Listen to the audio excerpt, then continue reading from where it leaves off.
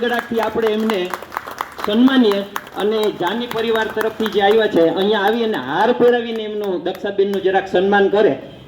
દક્ષાબેન જે છે ને, આપણે આટલા બધા જે બેઠા ને આમાંથી આપણે કોઈ પણ નજીકના કોઈ સ્વર્ગસ્થ હોય ને તો એની સ્મશાન યાત્રામાં જવા માટે થઈને આપણને કેટલી બધી મુશ્કેલી હોય છે.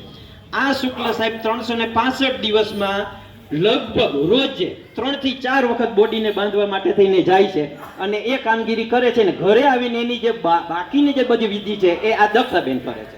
દક્ષાબેન અહીંયા આવી કપડા ધોવે છે. હા, બધું કેટલું હોય છે. આવો કે ઓલા ફોટોગ્રાફર જરા ફોટો લેજો. આ એમના પરિવારના છે. શુક્લ સાહેબના હાર પહેરાવો બેન. શુક્લ સાહેબ તમે જરાક નજીક આવી જાઓ અહીંયા. આવો તમે આવો પ્લીઝ અહીંયા આવો. હા, પહેરાવો. જરાક જોરદાર તાળીઓથી આપણે વધાવી લઈએ.